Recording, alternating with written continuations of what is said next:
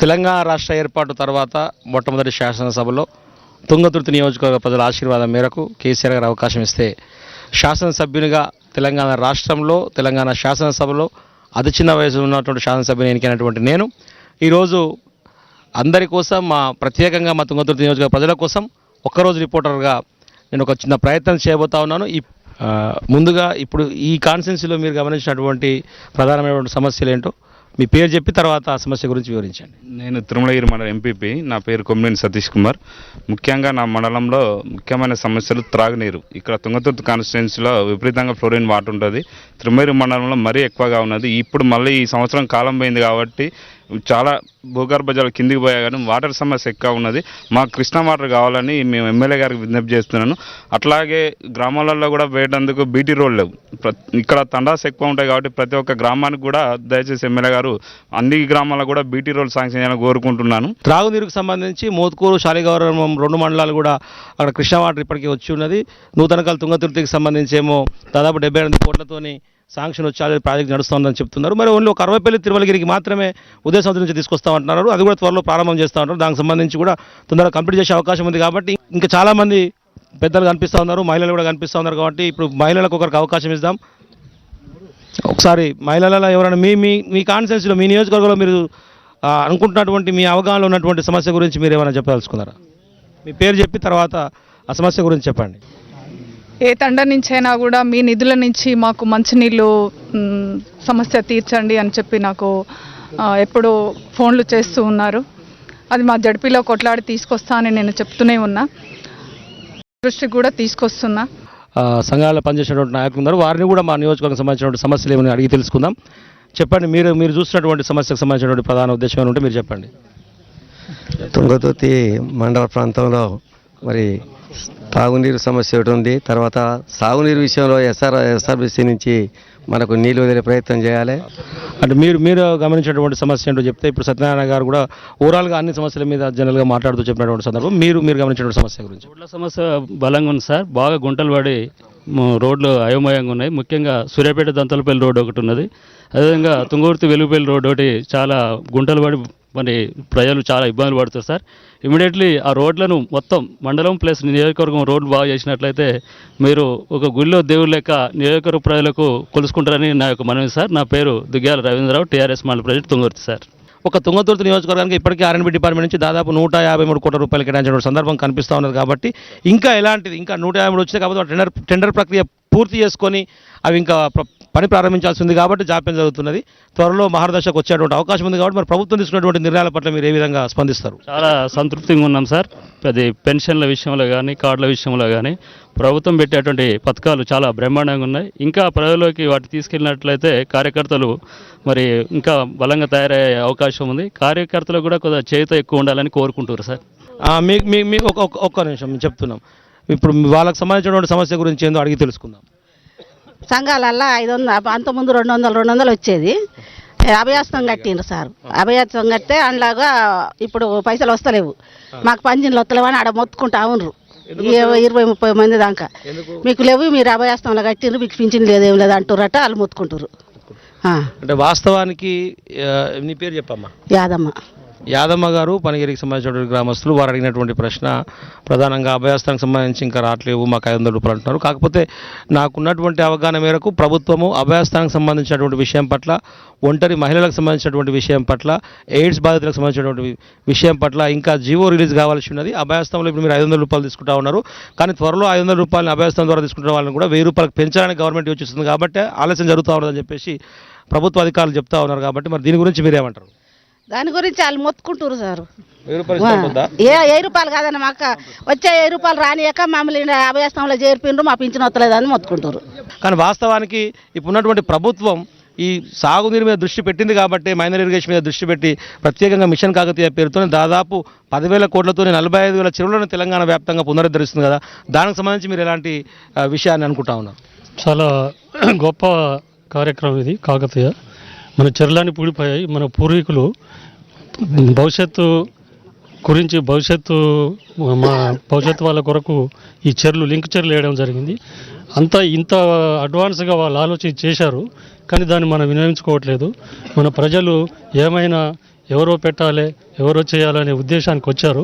కానీ ప్రజల భాగస్వామ్యం కూడా తప్పనిసరి ఉండాలి. గత ప్రభుత్వాలు చెర్ల గురించి అసలు పట్టించుకోలేదు, దాన్ని ఆక్రమించుకోవడం జరిగింది చెర్లను. అదేవిధంగా గతంలో రైతులు ప్రతి సంవత్సరం మట్టి దొరుకునేవారు, కానీ ఇప్పుడు అలవాటు కూడా మారిపోయి పూర్తిగా చెరువులో నిల్వ తగ్గిపోయి భూగర్భ జలాలు తగ్గిపోయినాయి. ఇప్పుడు బోర్లు వేసి బాగా వాడుతున్నారు భూగర్భ జలాలు. కేసీఆర్ ముఖ్యమంత్రి గారు ఆలోచించి మన చెర్ల కనుక లోతు చేసినట్టుంటే భూగర్భ జలాలు పెరుగుతాయి, తద్వారా రైతులకు సాగునీరు తాగునీరు కూడా సౌకర్యం ఏర్పడుతుంది. అందుకని లక్షల బడ్జెట్ ఈ కార్యక్రమానికి విడుదల చేయడం జరిగింది. దాన్ని అధికారులు తర్వాత అనధికారులు ప్రజలంతా కూడా భాగస్వాములై దాన్ని విజయవంతంగా చేసుకోవాలని కోరుకోవడం జరుగుతుంది. ఒకసారి చెప్పేందో ఈ తగ్గ పెట్టుకో చెప్పు. ఏం కావాలి? అయ్యా నాకు బియ్యం కావాలి అయ్యా. కొన్ని పొరపాటు జరిగినాయి, కొన్ని పొరపాటు పడ్డటువంటి కొన్ని మిస్టేక్స్ జరిగినాయి. వాటిని మేము ఎంఆర్ఓ గారితో ఎండిఓ గారు సంప్రదించి తప్పకుండా ఇప్పిస్తామని చెప్పేసి అంటా ఉన్నారు. ఇంకా పెద్దలు వృద్ధులు ఇక్కడ ఉన్నారు, వారు కూడా వారి యొక్క సమస్యను చెప్దాం అనుకుంటున్నారు. వారు ఏం చెప్తారో అడిగి తెలుసుకుందాం. పింఛనీరు వస్తలేదు సార్, మాకు రేషన్ కార్డు 30 కార్డు తీసేసారు మా తండ్రి సారు. ఎందుకంటే సారు ఆ సాడీలతోటి దాంతో దీంతో తీసేసారు సారు మాకు.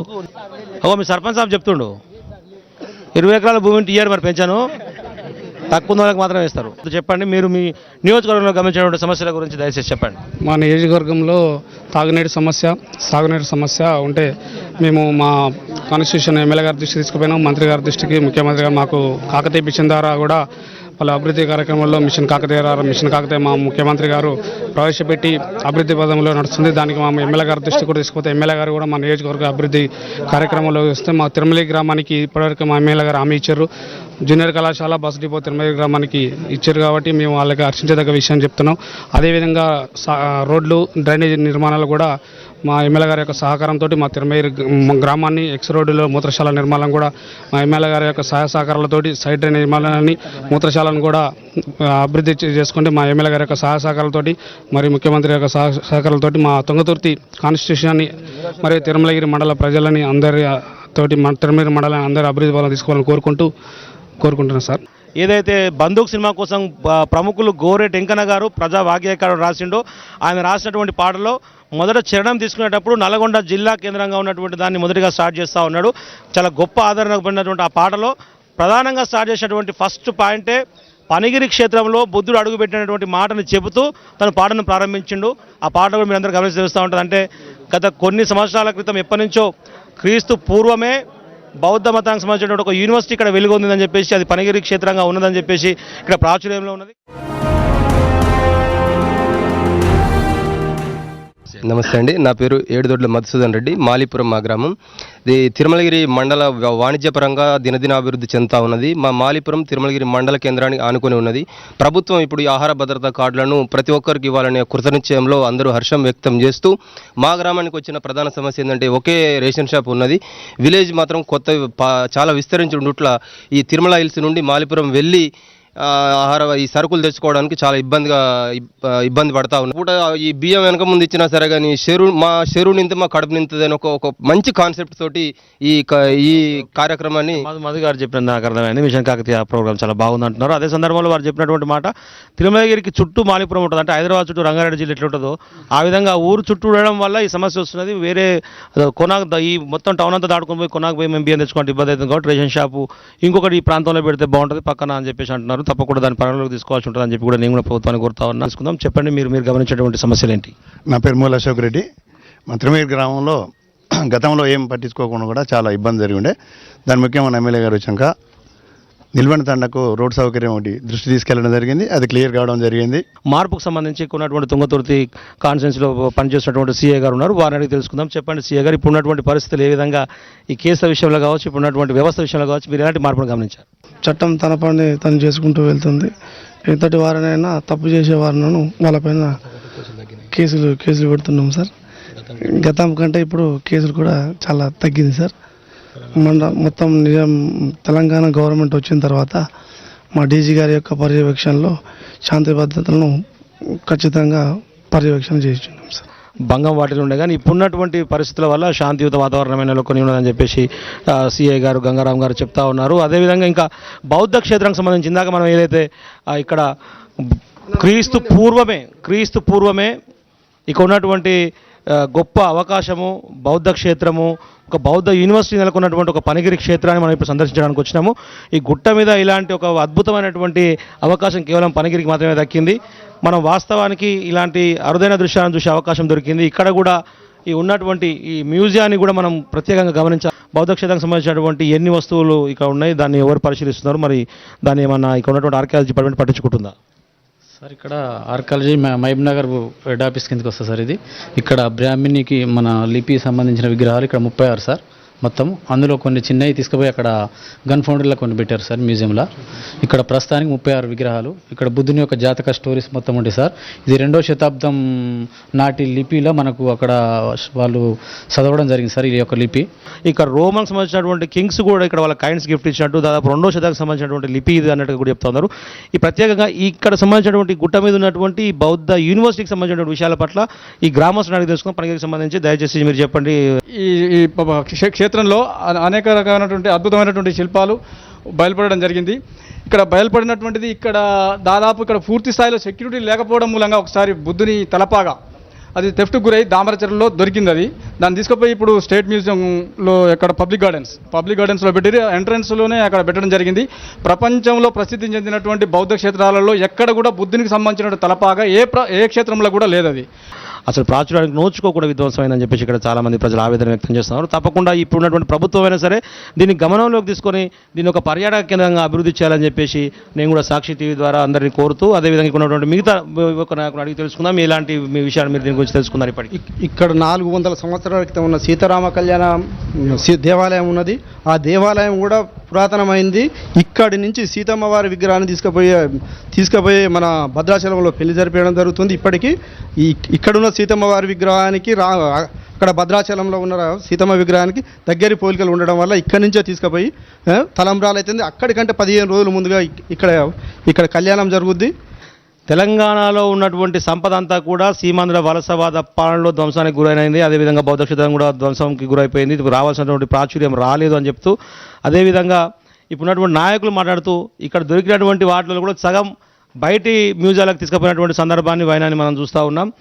24 బౌద్ధ క్షేత్రాలలో బాగా ప్రాచుర్యం పొంది ప్రఖ్యాతిగాంచినటువంటి 24 బౌద్ధ క్షేత్రాల్లో ఇది కూడా ఒకటి అని చెప్పేసి మొత్తం ప్రపంచ మ్యాప్లోనే సూచించబడినటువంటి ఒక బౌద్ధ క్షేత్రం ఇది. అంతటి గొప్ప ప్రాచుర్యం సంపాదించింది. భారతదేశంలో మొదటిది, తెలంగాణలో మొదటిది.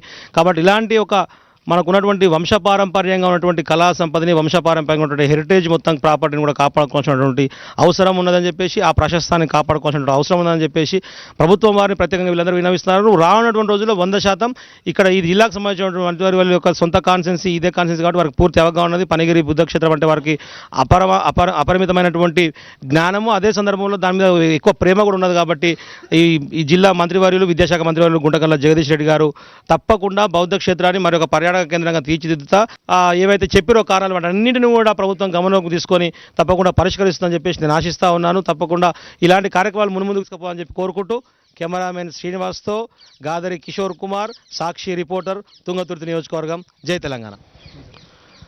వీడియో జర్నలిస్ట్ శ్రీనివాస్తో గాదరి కిషోర్ కుమార్, తుంగతుర్తి ఎమ్మెల్యే.